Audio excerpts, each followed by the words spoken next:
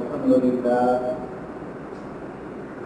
لله نحمده ونستعينه ونستغفره ونؤمن به ونتوكل عليه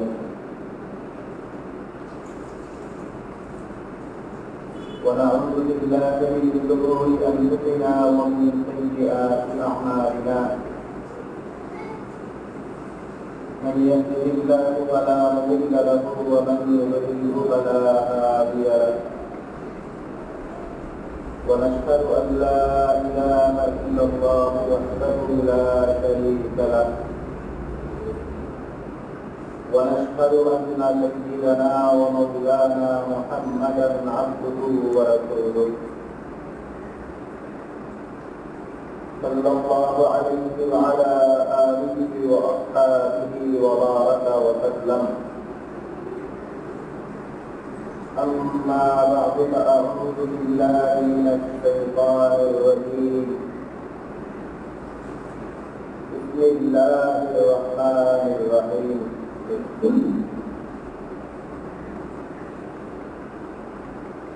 يا أيها الذين آمنوا لا تأكلوا أموالكم بينكم بالباطل وتدلوا بها إلى الحكام لتأكلوا فريقا من أموال الناس بالإثم وأنتم تعلمون. وقال الله سبحانه وتعالى يا أيها الذين آمنوا أوفوا بالعقود. وقال رسول الله صلى الله عليه وسلم إخوانكم حوالكم فمن جعله تحت يده فليأكله مما يأكل وليشرب مما يشرب أو كما قال النبي صلى الله عليه وسلم.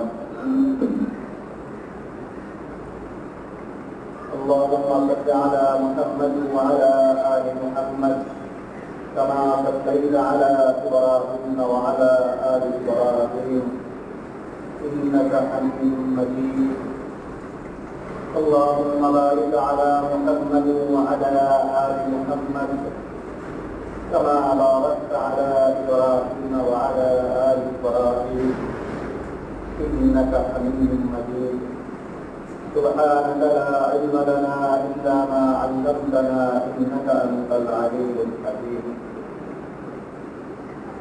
মহান আল্লাহ রাব্বুল আলামিনের দরবারে অসংখ্য শুকরিয়া জ্ঞাপন করছি, যিনি আমাদেরকে অন্যান্য জুমানে আজকেও জুমার নামাজ আদায়ের জন্য অভিজ্ঞ মসজিদে আসার তৌফিক দান করেছেন। আলহামদুলিল্লাহ। মুহতারাম হাজিরিন, আমরা মে মাসের আগমন উপলক্ষে শ্রমিক দিবস এবং শ্রমিক মজুর এদের ব্যাপারে ইসলাম কি ধরনের বার্তা আমাদেরকে এইসব বিষয় নিয়ে আমরা কথা শুরু করছিলাম। শ্রমিক দিবসের উৎপত্তি নিয়ে আমরা কিছু কথা বলছিলাম এবং শ্রমিক দিবসটা মূলত এই স্লোগানটা কাদের সেটা নিয়েও আমরা বলছি যে ইসলাম যখন এই পৃথিবীতে মানুষের মধ্যে সাম্য, সমতা ইত্যাদির বিধান নিশ্চিত করেছে, ইসলামী খেলাফতকালে সেগুলোকে সম্পূর্ণরূপে মানুষের সর্বধরনের অধিকার নিশ্চিত করা হয়েছিল। খেলাফত পরবর্তী যুগেও বিভিন্ন ইসলামী রাজা বাদশাদের যুগেও যারা পুরাতনী খেলাফত ছিল না, অনেকটা খেলাফত রাজতন্ত্র মিলিয়ে দিলিয়ে এই সময়গুলোতেও আব্বাসী খেলাফত, উমাইয়া আমল, উসমানী সুলতানাত, এই সময়গুলোতেও ইসলামের যে শরী বিধানগুলো এর অনেকাংশেই ছিল, দ্বন্দ্ববিধি এগুলি তো ছিলই। সব মিলে এই খেলাফত এবং খেলাফত পরবর্তী মুসলমানদের শাসন আমলে মানুষের অধিকার সেই অধিকারে হিসাবে শ্রমিকদের অধিকার যাবতীয় বিষয়াদি এই পৃথিবীতে যখন নিশ্চিত ছিল, তখন খেলাফত ধ্বংসের মাধ্যমে খেলাফত ব্যবস্থা সম্পূর্ণ নির্বিঘ্নে যখন বিশ্বে বুঝে পুঁজিবাদের যাত্রা শুরু হয়, সেই সময় আবার মানুষের বিভিন্ন অধিকার খর্ব হইতে থাকে। সেই অধিকার খর্ব হওয়ার পরে এই অধিকার আবার ফিরত আনার জন্য ইসলামী শাসন যেখানে নিশ্চিত করা দরকার ছিল, সেটা না করে নতুন করে সমাজতন্ত্রের স্লোগান চলে আসলো। এই সমাজতন্ত্রের দাবি যারা সমাজতন্ত্রের পক্ষের লোক, যাদেরকে পরবর্তীতে বামপন্থী বলা হয় আর কি, সেই বামপন্থীদের একটা স্লোগান এবং এদেরই একটা উদযাপন, একটা বিশেষ দিবস ছিল এই মে দিবস, শ্রমিক দিবস। শ্রমিক দিবসে এদের বেশ কিছু দাবি দেওয়া থাকে। শ্রমিকদের মর্যাদা নিশ্চিত করা, তাদের বেতন ইত্যাদি সময় মতো পরিশোধ করা, তাদেরকে 8 ঘন্টার বেশি কাজে না লাগানো, এই যাবতীয় বিষয় রয়েছে। তো আমাদের কথা হলো, এই সব অধিকার ইসলাম নিশ্চিত করে রেখেছে এবং ইসলামী শাসন আমলে এবং পরবর্তীতে মুসলমানদের শাসন আমলেও এই বিষয়গুলো নিশ্চিত করা হয়েছে। শ্রমিকের মর্যাদা, এই শ্রমিকের মর্যাদা নিশ্চিত করতে গিয়ে শুরুতেই ইসলাম যে কোনো ধরনের বৈধ পেশা, শ্রম, এগুলোর স্বীকৃতি দিয়েছে, এগুলোর মূল্যায়ন করতে। কোরআনে কারিমে আল্লাহ পাক রব্বুল আলামিন মানুষদেরকে সম্পদ উপার্জন করা, সম্পদ, অর্থ উপার্জন, কামাই রোজগার ইত্যাদির ভিতরে আল্লাহ তাআলার যে বিধানাবলী আছে, সেই বিধানগুলি পালন করার পরে এই দিকে মনোনিবেশ করতে আদেশ করেন। সূরা জুমা, যে জুমার দিন, জুমার নামে সূরাই আছে, তো সূরা জুমার মধ্যে আল্লাহ তাআলা বলেন যে জুমার যখন আযান হয়ে যায়, জুমার আযান হয়ে গেলে তোমরা তোমাদের যাবতীয় কার্যকলাপে যদি স্টপ রেখে জুমার নামাজে আসার জন্য তোমরা তৈরি হও।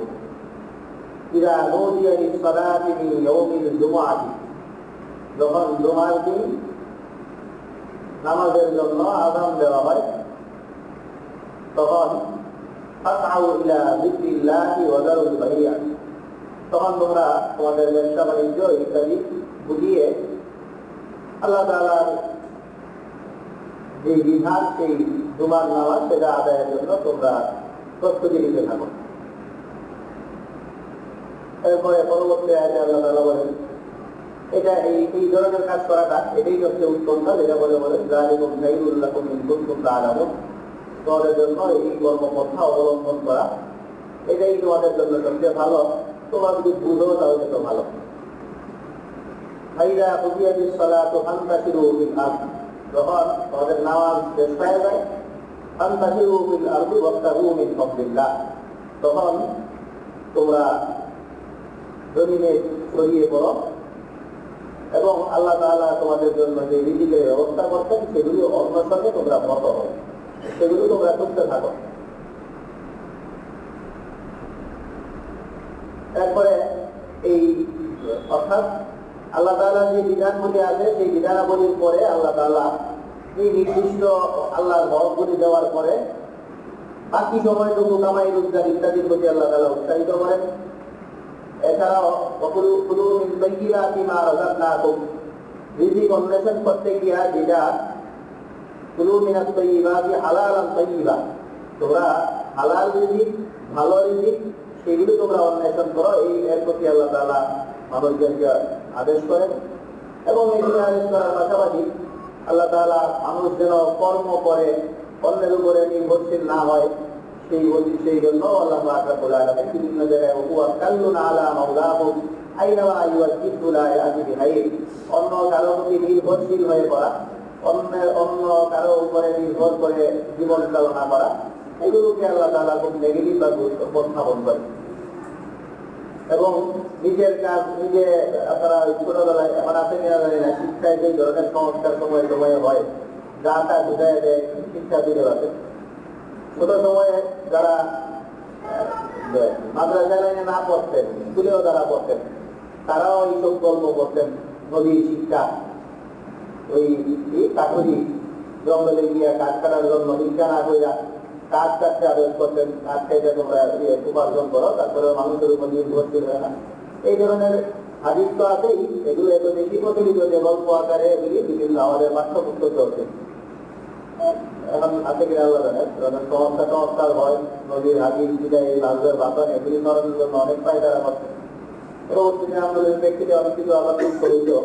তো যাক, আপনারা যারা একটু বয়স্ক আছেন, ছোটবেলায় আপনারা এগুলি করতেন যে এই নবী সাল্লাল্লাহু আলাইহি ওয়াসাল্লাম পরনির্ভর না হয়ে নিজ পায়ে দাঁড়ানোর জন্য মানুষদেরকে আদেশ করতেন। এছাড়াও নবী সাল্লাল্লাহু আলাইহি ওয়াসাল্লাম সহ অন্যান্য সব নবীরা কর্ম করতেন।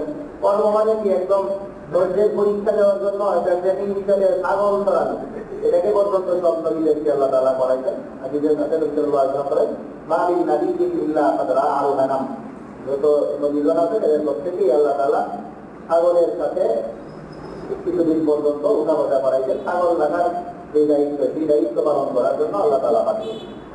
এছাড়া নবীদের মধ্যে একজন বিশেষ নবী, সবচেয়ে ধনী নবী, ক্ষমতাধর নবী দাউদ আলাইহিস সালাম। ওনার ব্যাপারে নবী সাল্লাল্লাহু আলাইহি ওয়াসাল্লাম বলেন যে উনি যে এত স্বনির্ভর হইতেন, এত বৃত্তশীল হইতেন, এই বৃত্তশীল হওয়া এইটার পিছনে অন্য কোনো এই কারণ না। নিজ হাতে উনি কামাই করে, নিজ যোগ্যতায়, নিজ কর্মের মাধ্যমে উনি এই কাজটা করতেন। এই কথা বলতে গিয়া কোরআনে কারিমে আল্লাহ পাক রব্বুল আলামিন বারংবার বলেন, ওয়াকুদুরির রাসিয়াত ওয়াহমালু আলা দাউদ শুকরা। এই যে দেশি পাখি এগুলির কাজকর্ম, হাফরের কাজ, লোহা লৌহ কর্ম যারা করতেন, এগুলির কাজ ইত্যাদিতে দাউদ আলাইহিস সালাম এবং ওনার পরিবারের লোকদের নিয়োজিত ছিল। এই কাজের মাধ্যমে ওনারা দুনিয়াবি অর্থ ইত্যাদি উপার্জন করতেন। এছাড়া নবী সাল্লাল্লাহু আলাইহি ওয়াসাল্লাম বলেন যে দাউদ আলাইহিস সালামের যে ব্যাপারটা, সেই ব্যাপারটাকে উল্লেখ করার আগে সকলের জন্য নবী সাল্লাল্লাহু আলাইহি ওয়াসাল্লাম বলতেন যে মানুষ যত ধরনের খাবার খায়, যত ধরনের রিজিক মানুষ ভোগ করে, এর মধ্যে অনেক রিজিকই মানুষ ভোগ করে। কেউ ফ্রিতে পায়, কেউ কোনো জায়গায় লটারি পাওয়া যায়, কেউ কোনো জায়গায় আকস্মিক সম্পদের মালিক হয়, কেউ বাপদাদার আমল থেকে উত্তর দিনের সূত্রে অনেক সম্পদের মালিক হয়ে এগুলি বসে বসে খায়। তো অনেকভাবেই মানুষজন সম্পদ উপার্জন করে, এগুলি ভোগ করে। কিন্তু এর মধ্যে সবচেয়ে শ্রেষ্ঠ যেটা ভোগ করে মানুষ, সেটা হলো যেই সম্পদটা মানুষ নিজ হাতে কামাই করে, নিজ হাতে মানুষ উপার্জন করে, যেই সম্পদটা ভোগ করে, এই সম্পদটা মানুষ সবচেয়ে উত্তম সম্পদ হিসেবে মানুষ এটা ভোগ করে। এবং এটা বলার পাশাপাশি নবী সাল্লাল্লাহু আলাইহি ওয়াসাল্লাম দাউদ আলাইহিস সালামের দ্বিতীয় উচ্চারণ করে বলেন, ওয়া ইন্না নাবিয়্যাল্লাহি দাউদ কানা ইয়ামালু মিন আমালি ইয়াদাইহি। এবং আল্লাহর একজন বিশেষ নবী দাউদ আলাইহিস সালাম, যাদেরকে বিশেষ আসমানি কিতাব দেওয়া হয়েছিল, এর মধ্যে একজন। সেই চার বিশেষ নবী যাদেরকে আল্লাহ তাআলা আসমানি গ্রহণ করেছেন, এর মধ্যে উল্লেখযোগ্য নবী দাউদ আলাইহিস সালাম। এই দিক দিয়ে উল্লেখযোগ্য, আবার সম্পদের দিক দিয়ে উল্লেখযোগ্য ছিলেন। এই বহুদিক বিচারে উল্লেখযোগ্য এই নবী দাউদ আলাইহিস সালাম, উনিও ওনার নিজ হাতে কামাই করা অর্থ সম্পদ থেকে উনি খাবার গ্রহণ করতেন, রিজিক গ্রহণ করতেন। যেগুলো পেশাকে মূল্যায়ন করা, এগুলোকে অবমূল্যায়ন না করা, এগুলি উল্লেখ করতে গিয়ে আল্লাহ তাআলা বলেন, ইয়া আইয়ুহাল্লাযীনা আমানু লা ইয়াসখার কওমুম মিন কওমিন। তোমাদের কোন শ্রেণী জাতির লোকজন অন্য শ্রেণীর লোকদেরকে ছোট মনে না করে। এদের মধ্যে আছে লা ইয়াসখারনা জারাতুন লিজারাতিহা, কোন প্রতিবেশী যেন অন্য কোন প্রতিবেশীকে খাটো চোখে তাচ্ছিল্যের দিকে নজরে না দেখে। তো এই জাতীয় কথাবার্তা এগুলির মাধ্যমে বৈধ যত পেশা আছে, সব বৈধ পেশাকে স্বীকৃতি ইসলাম দিয়েছে এবং কোন বৈধ পেশাকেই ছোট চোখে, নিম্ন চোখে না দেখার জন্য ইসলাম মানুষদেরকে অর্ডার করেছে। পাশাপাশি যাদেরকে শ্রমিক হিসাবে কাজে লাগানো হবে, এদেরকে কি পরিমাণ কাজে লাগানো হইব, এদেরকে কি নামে ডাকা হইব, এদের মর্যাদা নিশ্চিত করার জন্য এদেরকে কোন ধরনের শব্দ চয়ন এবং এদের উপর কোন ধরনের কতটুকু কাজ দেওয়া হইব, এই বিষয়ে ইসলাম চমৎকার বর্ণনা দিতে। অনেকে এই কামলা মজুরি এদেরকে ডাকেই এমন শব্দ, এগুলি শুনলে একটু খারাপ লাগে। আমাদের দেশে এটা একটা ইয়ে হয়ে গেছে। আগের যুগে আমাদের দেখতাম এই যে ঘরের মধ্যে কাজের লোক থাকলে এদেরকে বয়সের বিবেচনায় সমবয়সী হইলো হয়তো আপা ডাকতো, নাইলে একটু বড় হইলে কালাম্মা ইত্যাদি কিছু একটা ডাকতো। কিন্তু এখন যত সময় দেখেছে নামের মধ্যেই বুয়া আরো কি কি আলি আলি নাম, যেগুলো খুবই একটু অবমাননা কর নাম। তো নবী সাল্লাল্লাহু আলাইহি ওয়াসাল্লাম এই নামগুলো শিক্ষা দিচ্ছেন চমৎকারভাবে। সাল্লাল্লাহু আলাইহি ওয়াসাল্লাম বলেন, এই সাধারণ শ্রমিক যারা কাজ করে ঘরে, এর আলাদা জীবন আছে, আলাদা সংসার আছে, আলাদা জগৎ আছে, কিছু সময় তোমার কাছে কাজ করে, এইটার ব্যাপারে তো বাদই। যারা আজীবনের জন্য তোমার হয়ে যায়, ইন্নানিও যাদেরকে গোলাম বান্দি, এদের ব্যাপারে নবী সাল্লাল্লাহু আলাইহি ওয়াসাল্লাম বলেন যে এদের ব্যাপারেও সুন্দর সুন্দর শব্দ চয়ন করবা। নবী সাল্লাল্লাহু আলাইহি ওয়াসাল্লাম বলেন যে ইখওয়ানুকুম হাওয়ালাকুম জাআলাহুমুল্লাহু তাহতা আইদিকুম, তোমাদের কিছু ভাই বোন যাদেরকে আল্লাহ তাআলা তোমাদের অধীনস্থ করে দিয়েছেন। এই শব্দ চয়নটা হলো চমৎকার। ভাই বোন হিসাবে নবী সাল্লাল্লাহু আলাইহি ওয়াসাল্লাম বলেন যে তোমাদেরই কিছু ভাই, তোমাদেরই কিছু বোন, যাদেরকে আল্লাহ তাআলা হয়তো তোমাদের অধীনস্থ করে দিয়েছেন, তোমাদের অধীনে রেখে দিচ্ছেন, তোমরা এদের মালিক হয়ে গেছো।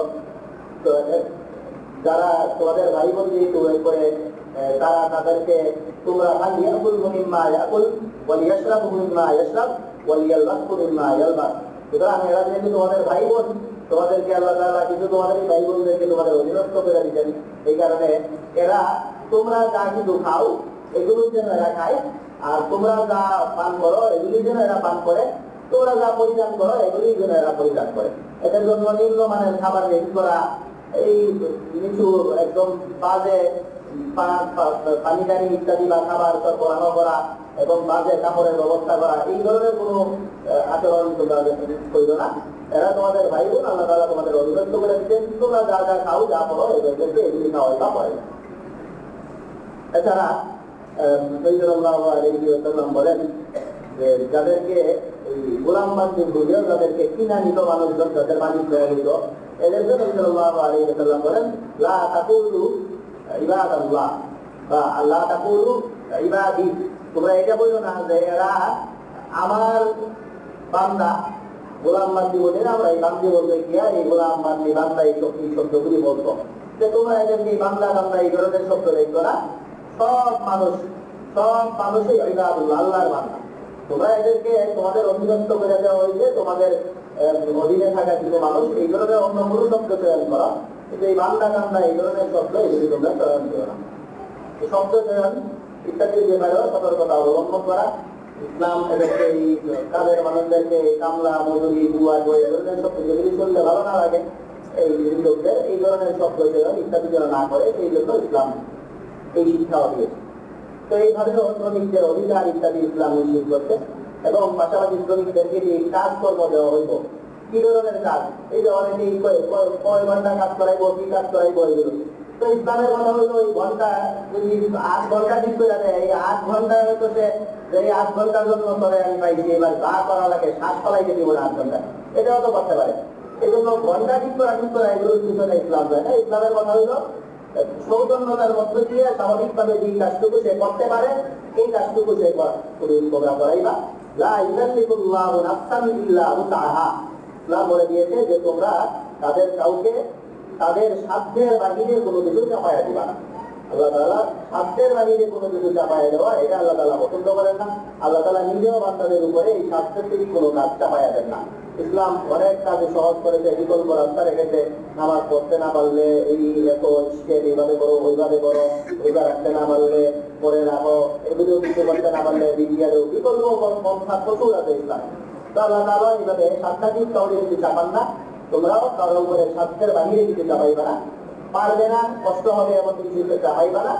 আর যদি দেখা যায় যে তোমারও প্রয়োজন আছে যে আজকে এই কাজটুকু আমার না করলে হইব না, এই কারণে এই লোককে বলতে হইব যে আজকে এই কাজটা শেষ করো, এমন করতে গেলে হয়তো একটু কষ্টকর কাজ তার উপরে চলে আসে, তখন ইসলাম বলছে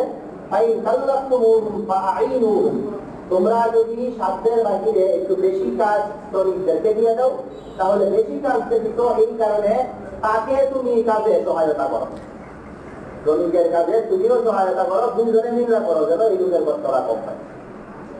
এই হইল তাদের উপরে কি ধরনের কাজ চাপানো হবে, কি কাজ করতে বলা হবে, এইটা ব্যাপার। এরপরে ওই মজুরি দেওয়া, শ্রমিকের মূল্য দেওয়া না দেওয়া, এগুলি নিয়ে আমাদের দেশে প্রায় ঝগড়াঝাটি, শ্রমিকদেরকে গার্মেন্ট শ্রমিকরা রাস্তায় নেমে আন্দোলন করে, বিভিন্ন ধরনের ওই গত মাঝে মাঝে বিদেশেও আমরা দেখি বিশাল বিশাল কোম্পানি এরা বিদেশ থেকে গেছে শ্রমিকদেরকে লাখা গুণা কিছু দিতে না বেতন টেতনে দিয়ে রাখি দিচ্ছে। ওইরকম বেশ কিছু সময় দুনিয়া আমাদের দেশে অনেক জায়গা হলে অনেক সময় হয়। এখন ওই শ্রমের সময় চলতেছে, আমাদের দেশ বেশি ধান কাটা ইত্যাদি শ্রমিক যারা এদেরকে কাজে লাগানো হয় এদের মজুরি দেওয়া। এই মজুরি দেওয়ার ব্যাপারে কোরআনে কারীম খুব স্পষ্টভাবেই মালিক পক্ষকে অর্ডার করতেছে। কোরআনে কারীমে আল্লাহ পাক রব্বুল আলামিন বলেন, ইয়া আইয়ুহাল্লাযীনা আমানু আউফু বিল উকুদ, তোমরা যেই চুক্তিতে তাদেরকে নিয়ে আসো, এই তোমাদের দেওয়া এই চুক্তি সেটা তোমরা পূরণ করো। তোমরা যেই চুক্তি করো সেই চুক্তি তোমরা অবশ্যই বাস্তবায়ন করবে। এই আদেশ আল্লাহ পাক রব্বুল আলামিন দেন। নবী সাল্লাল্লাহু আলাইহি ওয়াসাল্লাম বলেন যে মুসলমানরা তাদের শর্তের বাহিরে যাবে না। মুসলমানদের চরিত্র এটাই যে যেই চুক্তি যেই শর্ত তারা করবে সেই চুক্তি তারা পূর্ণ করবে। আল মুসলিমুনা আলা শুরুতিহিম, এবং প্রসিদ্ধ হাদিস আপনারা জানেন, এই শ্রমিক দিবস আসলে এই হাদিসটা প্রচুর আপনাদের সামনে আসে এবং এটার এই হাদিসের তর্জমা অনুবাদ নিয়েও প্রায় কবিতা রচনা হয়ে গেছে। নবী সাল্লাল্লাহু আলাইহি ওয়াসাল্লাম বলেন নিজের মধ্যে, আতুল আজিরা আজরাহু ক্বাবলা আন ইয়াজুফা আরাকুহু, তোমরা তোমাদের শ্রমিকদেরকে এই শ্রমিকদের ঘাম শুকানোর আগেই তাদের মজুরি দিয়ে দাও। তোমাদের মজুরি শ্রমিক যারা সেই শ্রমিকদেরকে ঘাম শুকানোর আগে তাদের মজুরি তোমরা দিয়ে দাও। তো এটাকে চমৎকার বাংলা ভাবে বুঝে যায়, না শুকাতে ঘাম দিয়ে দাও দাম। তো না শুকাতে ঘাম দিয়ে দাও দাম, এটা মূলত হাদিস।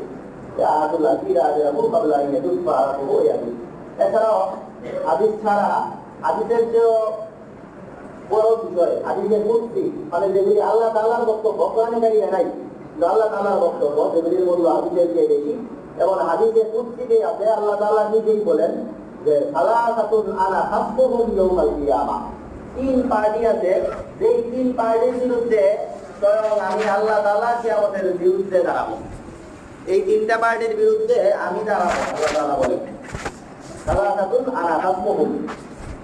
এক নম্বর পার্টি হলো রাজুলুন আতাবি সুম্মা গাদার, যারা আমার পছন্দকে বা আমার কথা দিয়ে কোনো কথাকে পাকামুক্ত করে, এরপরে এই কথা খেলাপ করে গাদ্দারি করে। আমার নাম দিয়ে কোনো কথাকে শক্তিশালী করার পরেও সেই কথা রাখে না যারা, এদের বিরুদ্ধে আমি দাঁড়াবো। এই তিনটা পার্টি তিনটাই প্রায় শ্রমিক সম্পৃক্ত। এই তিন দলের বিরুদ্ধে আল্লাহ তাআলা কিয়ামতের দিন দাঁড়াবেন। দুই নম্বর বলা আছে দূর করে তাদেরকে ওই গোলামবান্দি বানায় দেয়, শ্রমিক বানায় দেয়। এরকম আগে স্বাধীন মানুষকে বিক্রি করা নিষেধ, তো বিক্রি অনেকে স্বাধীন মানুষকে বিক্রি অনেকে করে দূর করে অন্য এলাকায় নিয়ে গিয়ে ধরে নিয়ে গিয়ে ইউসুফ আলাইহিস সালাম তো স্বাধীন মানুষ ছিলেন, ওনার তো করে বিক্রি করে দিতে পারে না। তো ওরকম কাজগুলি যারা করে স্বাধীন মানুষকে যারা বিক্রি করে দেয়, এদের ব্যাপারে এই ব্যক্তি যারা কোন স্বাধীন মানুষকে বিক্রি করে, সেই বিক্রি করে এই বিক্রি করা অর্থ সম্পর্ক করে। আর তিন নম্বর হলো সবচেয়ে বেশি আমাদের আজকের বিষয়বস্তুর সাথে সম্পৃক্ত যেটা, সেটা হলো তিন নম্বরে আল্লাহ তাআলা তাদের ব্যাপারে কিয়ামতের দিন আল্লাহ তাআলা স্বয়ং যাদের বিরুদ্ধে দাঁড়াবেন, এদের তিন নম্বর যেটা সেটা আল্লাহ তাআলা বলতেছেন যে রাজুলুন ইসতা'মালা আজীরান, এমন ব্যক্তি যে কোনো লোককে শ্রমিক হিসাবে নিয়োগ দেয়, শ্রমিক হিসাবে নিয়োগ দিয়া এরপরে ওই শ্রমিকের কাছ থেকে তার যে সার্ভিস, এই সার্ভিসটা পুরোপুরি দিচ্ছে। শ্রমিক নিয়োগ দিল, শ্রমিক নিয়োগ দিয়া শ্রমিকের কাছ থেকে তার যা দরকার তা উসুল করতেন, কিন্তু তা উসুল করার পরে ওয়ালাম ইউতি আজরাহু, ওয়ালাম ইয়াস্তাউফি আজরাহু, কিন্তু তার সার্ভিস সে পুরোপুরি দিতে ঠিক আছে, কিন্তু দেওয়ার পরে ওই শ্রমিকের মজুরি আর দিতে না। শ্রমিক নিয়োগ দিল, শ্রমিক নিয়োগ দিয়া ওই শ্রমিকের কাছ থেকে শ্রম ফিরিয়ে আদায় করলো, কিন্তু ওই শ্রমিকের মজুরি যে দেয় না, এই লোকের বিরুদ্ধে আমি কিয়ামতের দিন দাঁড়াবো। তো এইভাবে শ্রমিক দ্বারা সেই শ্রমিকদের মজুরি নিশ্চিত করা, সেই মজুরি নিশ্চিত করার মাধ্যমেও নিশ্চিত করার জন্য কোরআনে কারীমে আল্লাহ তাআলা বলেন হাদিসে কুদসিতে, নবী সাল্লাল্লাহু আলাইহি ওয়াসাল্লাম হাদিসে বহু জায়গায় তাদের শ্রম দিয়ে দেওয়া, এই ব্যাপারে কোরআনে কারীমে স্পষ্ট বক্তব্য, ইসলামের স্পষ্ট নির্দেশনা রয়েছে। তো মোট কথা এই যে নির্দেশনাগুলো, যেখানে আমরা শ্রম বৈধ পেশাকে মূল্যায়ন করা, বৈধ পেশা গ্রহণের প্রতি উৎসাহিত করা, বৈধ পেশা যারা গ্রহণ করবে এই পেশাজীবীদেরকে তাদের আত্মসম্মান বোধ বজায় রেখে চমৎকার শব্দে তাদেরকে ব্যক্ত করা এবং তাদেরকে তাদের উপরে যে কাজ চালানো হবে সেই কাজ চালাইতে গিয়ে তাদের যে কর্ম সেই কর্ম নির্ধারণের ব্যাপারে তাদের সক্ষমতার দিকে নজর দেওয়া এবং সর্বোপরি তাদের যখনই তারা মজুরির অধিকার যখন তারা তাদের শ্রমিকের দিক নির্ধারিত ভাতা বেতন এগুলো যখন এগুলির অধিকারী যখন তারা হয়ে যাবে সেই সময়েই তাদেরকে তাদের অধিকার দিয়ে দেওয়া এই চমৎকার এই বিবরণগুলির মাধ্যমে মূলত খেলাফত যুগ এবং ইসলাম পরবর্তী যুগেও আমরা দেখছি যে শ্রমিকের মর্যাদা ইত্যাদি সম্পূর্ণভাবে এই যুগে নিশ্চিত হয়েছিল, যেগুলো এই খেলাফত ধ্বংসের মাধ্যমে আবার বিভিন্ন ধরনের চিন্তা চেতনা, পুঁজিবাদ, পরবর্তী সমাজতন্ত্র, এরপরে মিলায় মিলে আমাদের দেশে যেটা আছে আর কি, কিছু পুঁজিবাদ কিছু সমাজতন্ত্র, সবাই পুঁজিবাদের পেছনেই যুক্তাছে, আবার সংবিধানে নাকি আছে যে আমাদের দেশ বলে সমাজতন্ত্রে চলবে, তো যথা কিছুই একটা মিলায় মিলায় আছে আর কি। সেই জন্য আমাদের এই সব জাতীয় তন্ত্র, পুঁজিবাদ বা গণতন্ত্র আর সমাজতন্ত্র এই সবগুলির সাথে মূলত ইসলামতন্ত্র যেটা সেটার কি পার্থক্য, ইসলামকে কিভাবে মানুষের অধিকার নিশ্চিত করে সেই ইসলামের সৌন্দর্যগুলো আমাদের বোঝা এবং যখন এইসব বিষয়ে আওয়াজ উঠে তখন এই ইসলামের যে অনুশাসন সেই অনুশাসনে ফিরে যাওয়ার জন্য আকাঙ্ক্ষা পেশ করা, সেগুলি আমাদের প্রত্যেকটা মুসলমানের কর্তব্য। আল্লাহ পাক রব্বুল আলামিন আমাদেরকে কথাগুলো বোঝা এবং আমরা এইগুলোর উপর যেন আমল করতে পারি সেই তৌফিক দান করুন। ওয়া আখিরু দাওয়ানা আলহামদুলিল্লাহি রাব্বিল আলামিন। সামনের জায়গাগুলো আমরা পূরণ করি, তারপরে